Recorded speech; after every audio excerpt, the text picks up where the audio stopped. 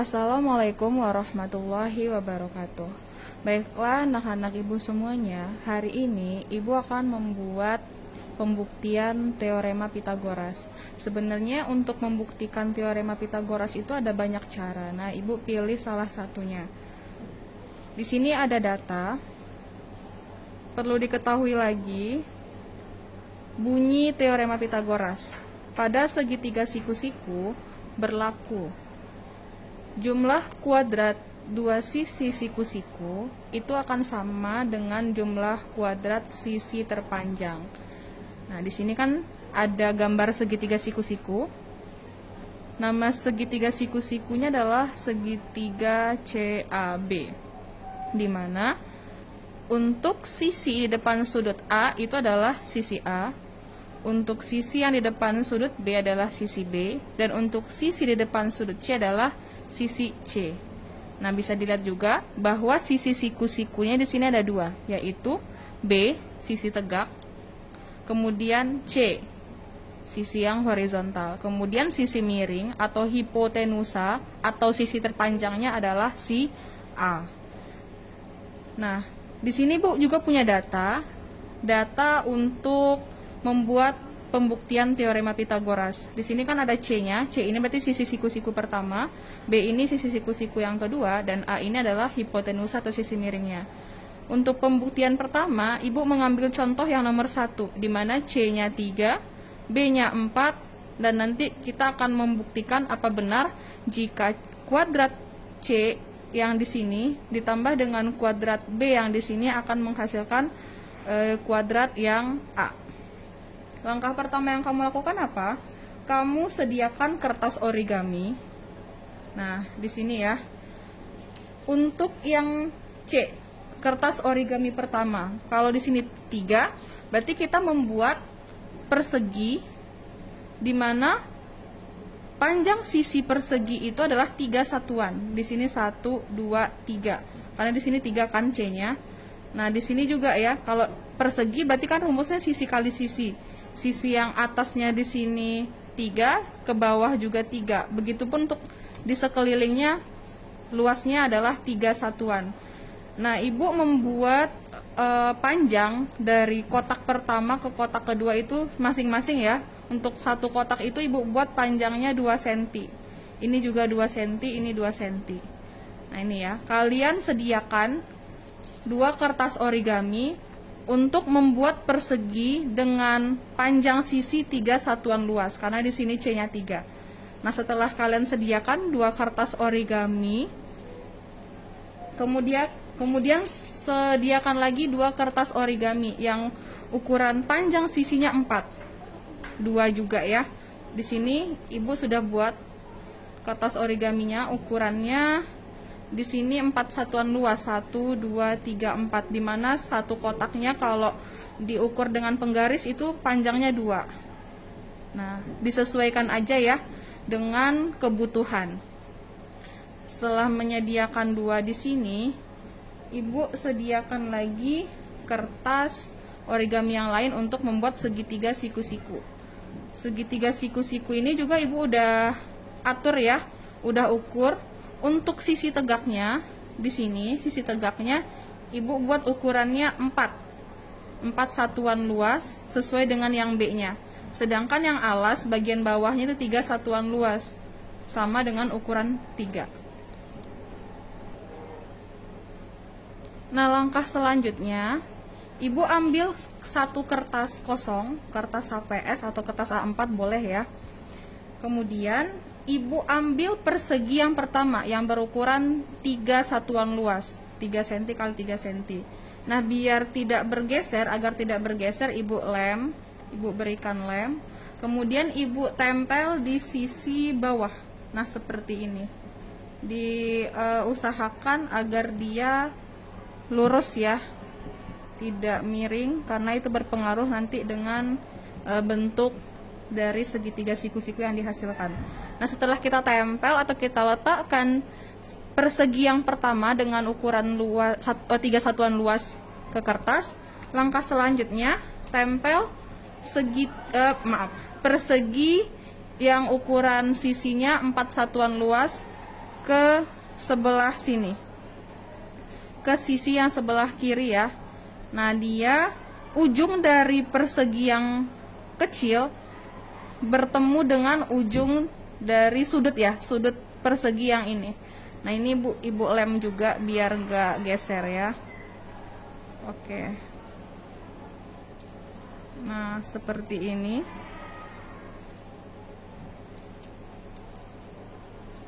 Nah, setelah itu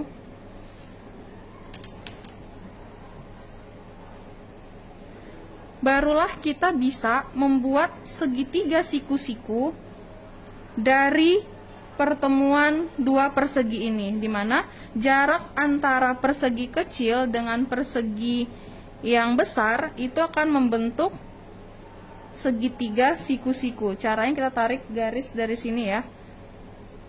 Nah, ini akan membentuk segitiga siku-siku. Karena tadi ibu udah menggunting sebesar ini, maka ibu tempelkan aja ya.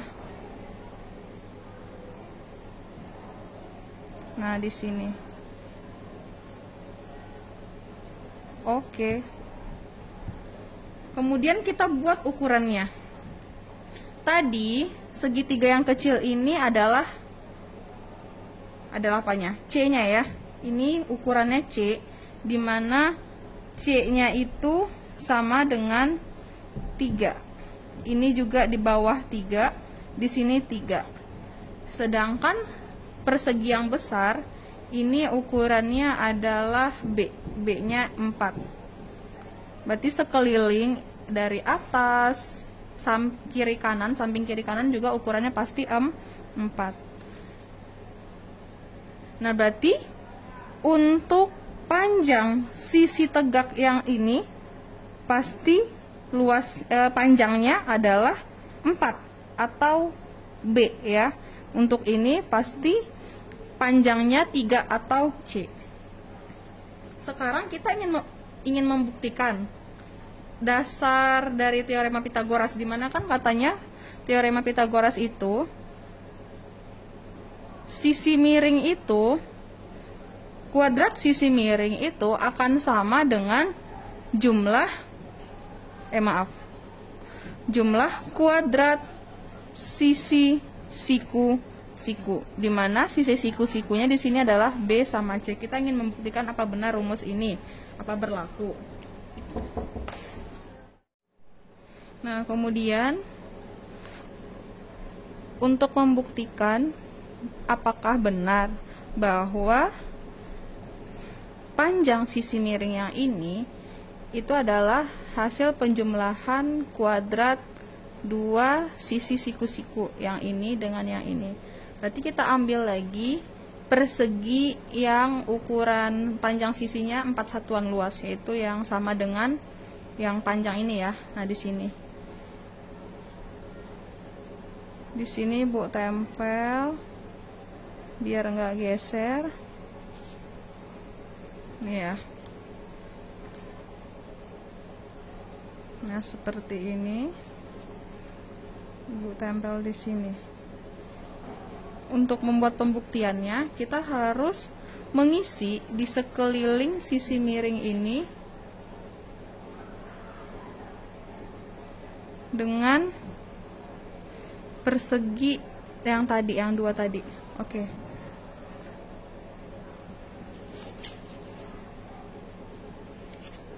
Berarti ini kan masih ada kurangnya ya. Kita ambil persegi yang kecil. Nah, ini kita potong. Kita sesuaikan agar semua sisi yang ada di sisi miring ini terisi. Nah, Ibu buat di sini ya. Ibu tempel lagi biar nggak geser. Nah, di sini. Oke. Karena ini belum penuh, berarti kita buat di sininya. Kita gunting lagi.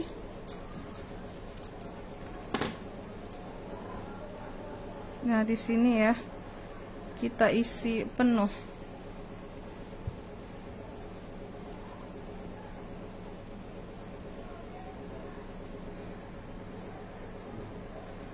Nah, Ini kan belum terisi ya secara penuh, berarti kita potong lagi biar dia membentuk persegi.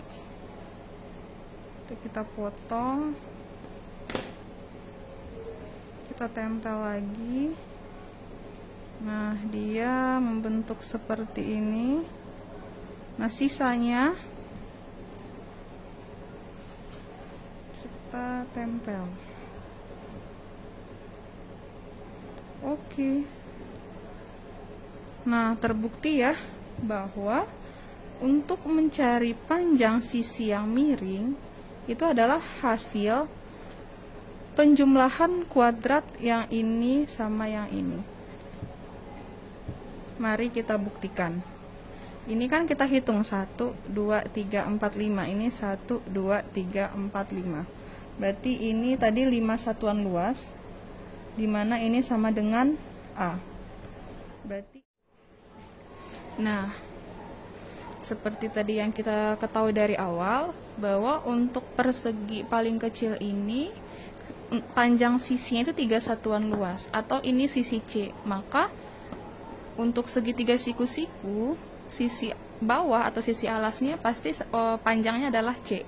Nah, untuk persegi yang kedua, ini panjang sisinya adalah 4 satuan luas atau B. Maka untuk panjang sisi siku-siku yang tegak ini pasti juga B. Kemudian untuk sisi miring itu adalah A, di mana A ini pasti nanti panjangnya adalah 5 satuan luas, 1, 2, 3, 4, 5.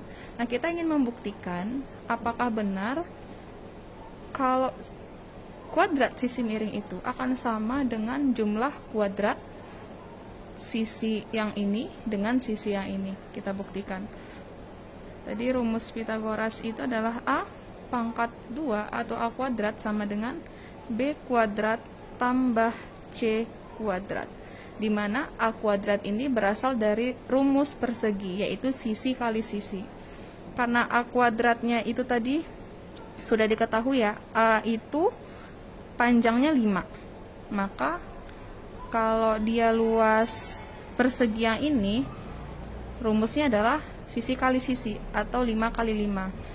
Di sini 5 kuadrat sama dengan B kuadrat.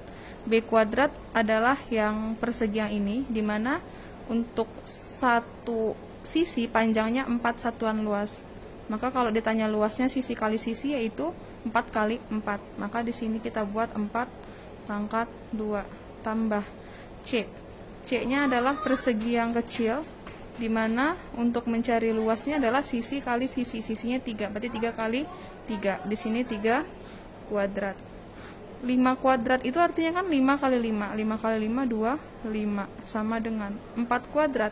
4 kali 4, 16. Tambah 3 kuadrat, 3 kali 3, 9. 25 sama dengan 16 tambah 9, 25. Jadi terbukti ya, bahwa kuadrat dari sisi miring itu akan sama dengan jumlah kuadrat 2 sisi siku-siku. Nah, sekarang tugas kalian buat pembuktian Pitagoras dengan mengambil data dari nomor 2, 3, 4, 5, 6. Jadi kalian boleh pilih salah satu. Karena nomor 1 udah Ibu buat pembuktiannya, berarti kalian membuat pembuktian salah satu dari nomor 2, 3, 4, 5, 6. Jadi kalau misalnya kertas origaminya kurang, saran Ibu sih ukuran untuk satu kotaknya diperkecil ya. Ini kan Ibu tadi buat 2 ya. Jadi kalau misalnya kalian angkanya besar, maka satu kotak ini bisa diperkecil menjadi ukurannya 1 cm aja. Gitu ya. Jadi tugas kalian buat pembuktian untuk teorema Pitagoras dengan menggunakan data yang ini. Gitu ya. Mungkin sekian pembuktian teorema Pitagoras dari Ibu. Mungkin ada beberapa penjelasan yang agak berbelit-belit kata-katanya ya, jadi mohon dimaklumi saja. Mudah-mudahan apa yang Ibu sampaikan kalian bisa mengerti. Oke, terima kasih Ibu ucapkan atas perhatian kalian, dan Ibu akhiri dengan mengucapkan Assalamualaikum warahmatullahi wabarakatuh.